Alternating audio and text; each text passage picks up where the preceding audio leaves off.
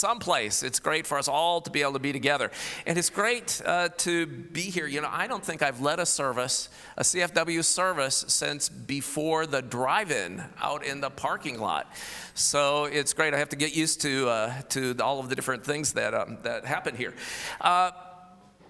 But I want to look at this whole issue for us. We've been working through this God-saturated life and what it means to live the God-saturated life. And this particular week has to do with what it means to live that in the presence of Jesus in our work environment, in our jobs. And you know, what a great theme for us to be thinking about. And so I want to take you through what is really a big topic, but I want to just kind of break it down a little bit for us, and to recognize that when we think of work as job, then that's a certain percentage of us that have those kinds of things. You know, the American population, about half of the population works for some kind of a paycheck.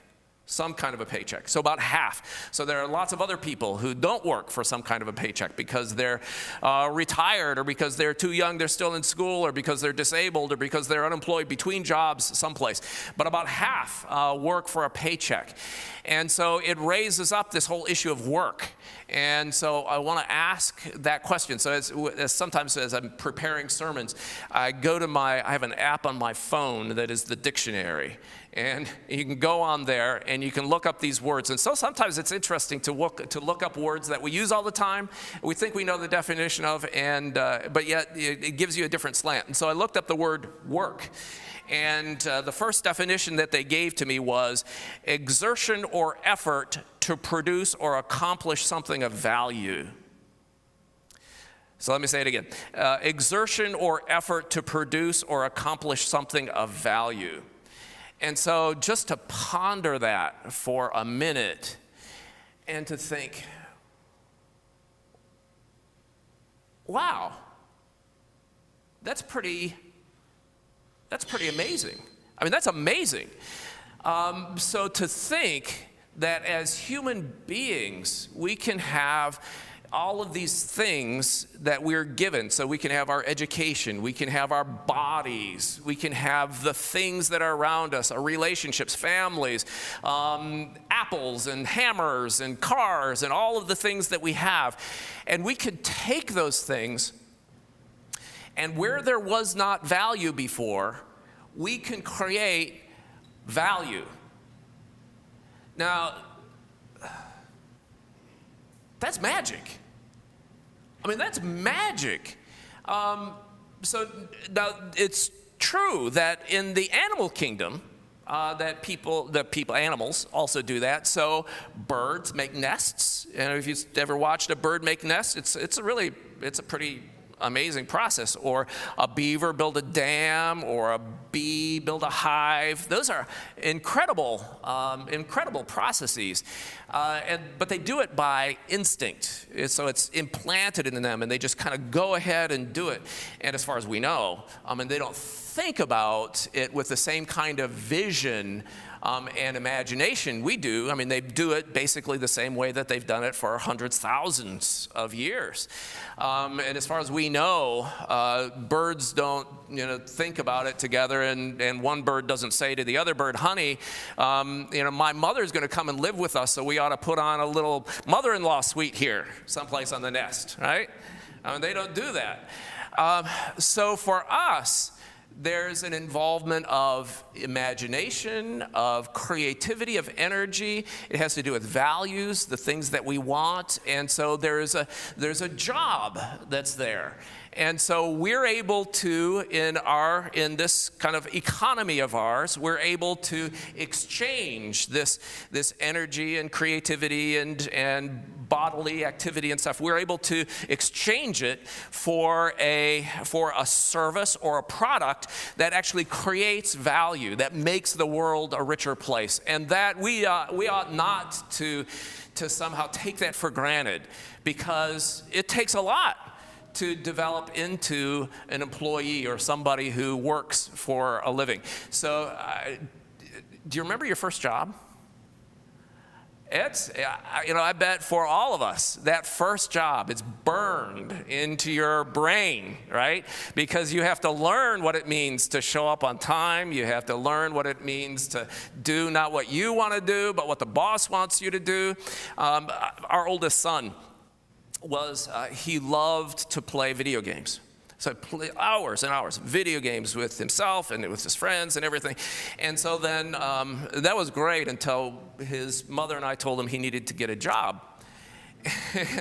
Because he couldn't figure out how to play video games for money. Now, I understand there are people out there who can do that, but he wasn't there.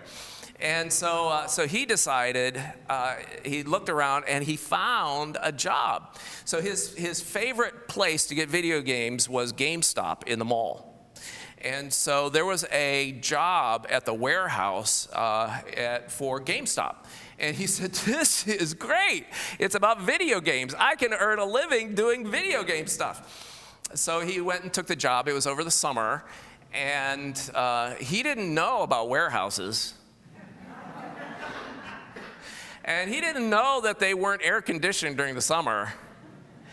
And he had no idea that those trucks were filled with cases that had to be unloaded. And then you'd unload some cases, and then you'd have to take cases from other places, and you load them back on the same trucks. He had no idea about that whole thing. And he didn't get breaks to play video games at all. And so I remember him. My wife Darla and I were sitting in the living room, and at the end of a long day, he came in slogging into our living room like he could barely walk, and he collapsed on the floor. And he said, "Mom and Dad, I'm going to study really hard so I don't have to do this the rest of my life." And Darla and I looked at each other and we said, Right. Because it's a skill. It takes a bit to be able to learn a work ethic, what it means to work, what it means to be able to set aside your own agenda and take on the agenda of your boss, and to design products that you don't really care about, but other people care about, to surrender your own will and to give it over to someone else so that you can get that paycheck. That's a big deal. And yet, we need to be able to recognize that in our culture and in the world, as much progress as we've made, the workplace is not always a place that is encouraging for folks. So there are jobs that are demeaning. There are jobs that ask of us to sell products that we don't believe in or that we know are inferior, and yet we have to sell them. Did you catch the Old Testament lesson for today? And who was the central character of that lesson? Do you remember? Deborah. And what was she? She was a judge in the Old Testament. She led the armies of Israel in order to be able to conquer, the enemies that threatened them. She was a powerful woman. In our culture, we're just beginning, I think, in many ways, to continue to find ways for women to be able to make their way into the workplace. And there are lots of great examples like Deborah, who is strong and powerful to take us into, what does a role model look like, who's a woman or represents a minority or some other place. So the marketplace is not by its nature, some place that's equal and fair and wonderful for everybody to work. And yet in our culture, we need that paycheck. And so we strive to be able to get it, and oftentimes it costs us in ways that we hadn't anticipated. And so then we get to the place, as we're thinking about work, this amazing opportunity that we have, this miraculous opportunity that sometimes can be turned against us as human beings, as creatures of God. And so then we come to this limit of money and what money means, and to recognize that as we move out of the workplace into other parts of life, places that are filled with actual meaning and purpose that make life worth living, now all of a sudden, money has a very kind of strange relationship. So for instance, so imagine you go over to somebody's house. They've invited you over for a big Thanksgiving meal. Now so during COVID time, you're all kind of trying to figure it out.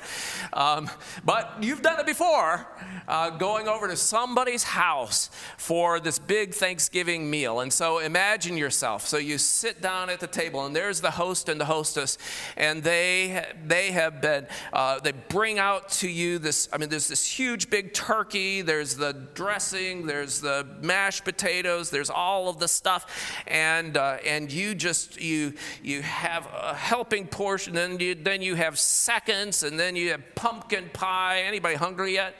You got all of this stuff that's really wonderful, and then you push back finally. Can't take another bite. You push back finally from the table, and you look at your host and hostess, and you reach into your pocket, and you pull out your wallet, and you pull out two $20 bills, and you lay it beside the plate, and said, "Thank you so much for this great meal. Keep the change." Oh. Well, now some of you might say, "Thanks be to God, let me get the 20s before he takes them away." That might be for some. But in general, that would be offensive, right? That would be offensive. And why would that be offensive? Is it because it wasn't work?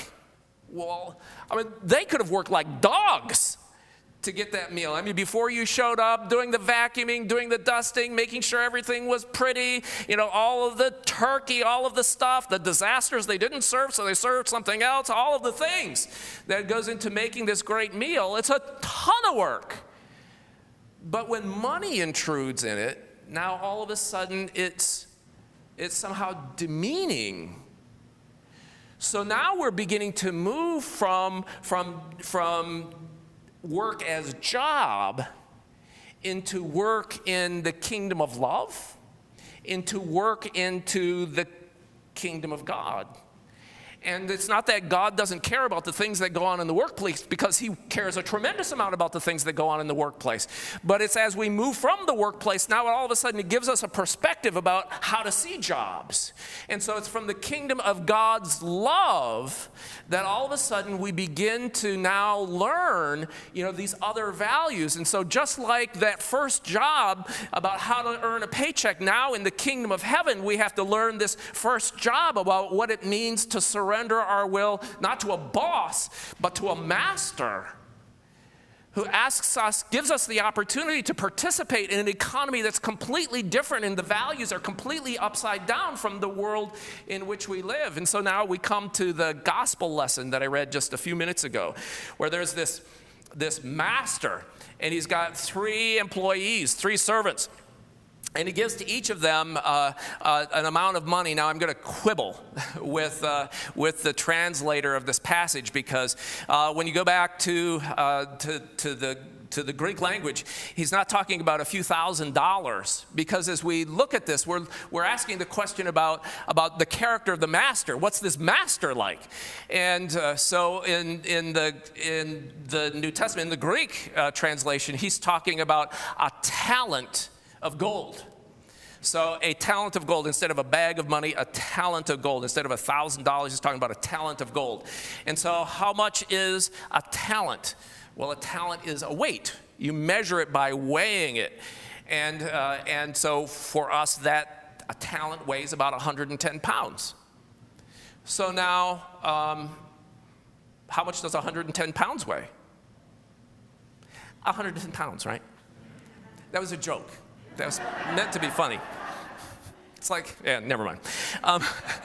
So a talent of money is 110 pounds of gold, and at our day's price, at about $1,900 an ounce of gold, a talent of gold costs about $8 million. So $8 million for 1 talent, $16 million for the second guy, 2 talents, and for the first guy, the most productive one, 5 talents, $40 million worth of gold. So what does that tell us now about this master? It tells us he's got a heck of a lot of money. I mean, this is a heck of a lot of money.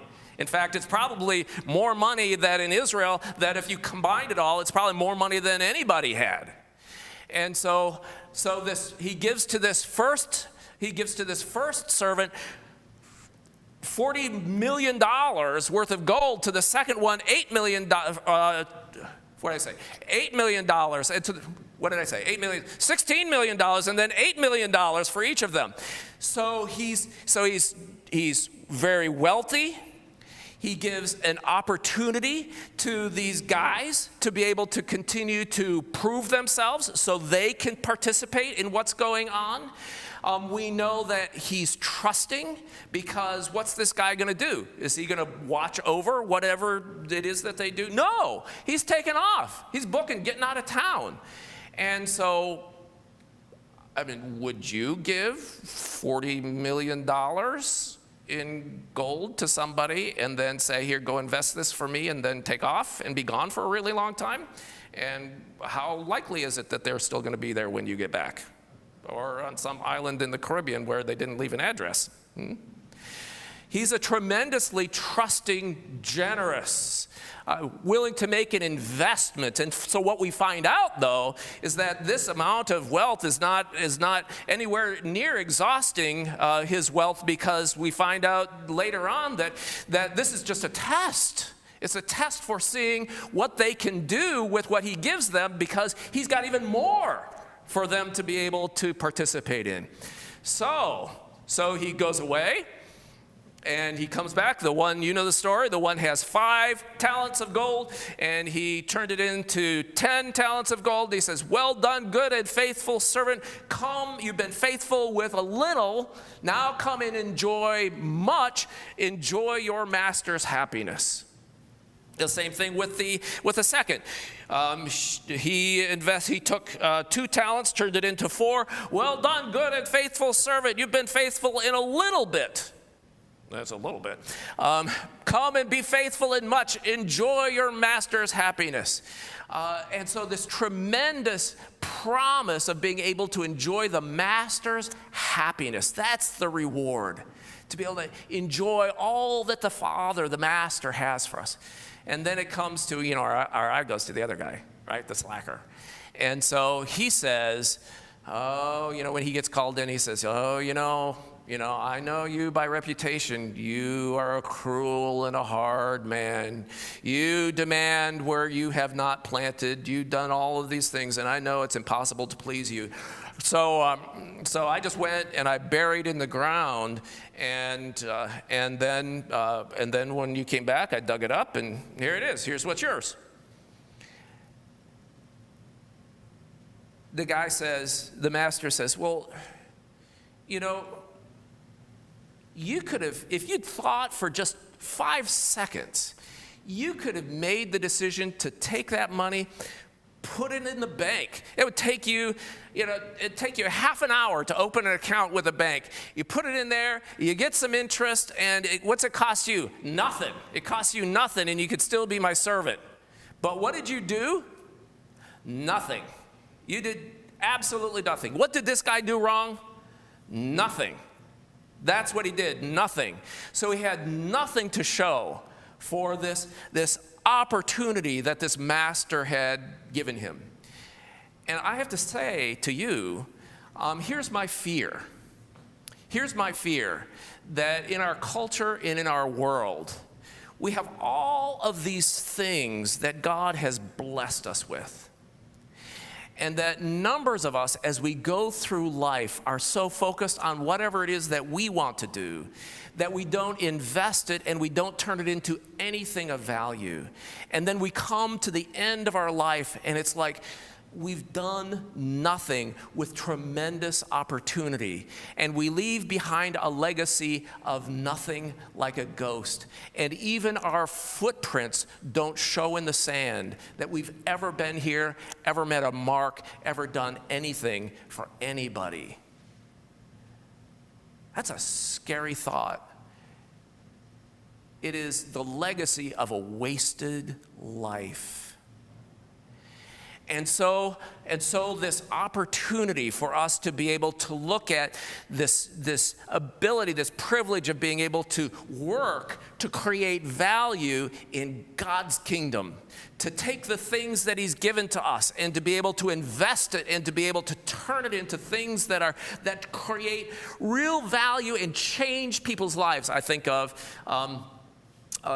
we have created a position that has to do with the director of spiritual formation for youth and families. We created that position because of the donations, the gifts of 3 people from this parish. They were significant, sizable contributions that those people made.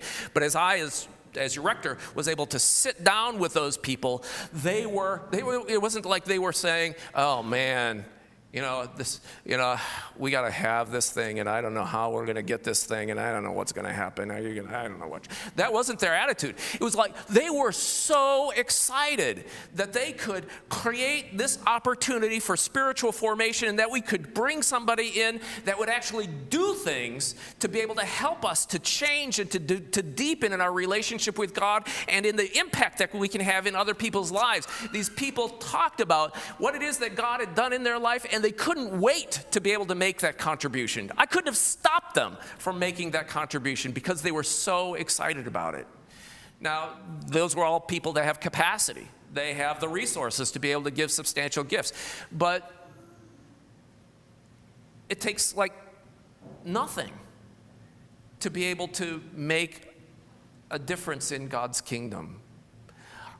So Patsy McGregor, who is the person who is going to be coming and joining us, I remember her talking about, human trafficking is one of the great blights on our world. Human trafficking happens here in the United States, but it also happens especially in countries where people are poor and they don't know how to care for their kids and they don't know how to feed them. And so Patsy McGregor's and her husband Todd are in Madagascar, one of the poorest countries in the world, and there are women who are sold for a bag of flour. And so she said, so how can we create some kind of a stream of money so that these women in a place where there's nothing, they can actually create something that has value that they can sell? And so she was on the airplane, and she was just looking at these airplane magazines. And so she began to just kind of play with them, and she was saying, I wonder, they throw away all of these magazines. I wonder if there's something that these women can do to sell, to create magazines. And so I just brought it. I stole it from my wife's car. This is a Christmas tree ornament. So it's a little angel that one of those women in what is now a women's center, it's an escape from human trafficking, that one of those women made out of airline magazines and some glue, all right? Cost them nothing. Created value. And now they have dignity and freedom. And we got something nice to hang on our Christmas tree.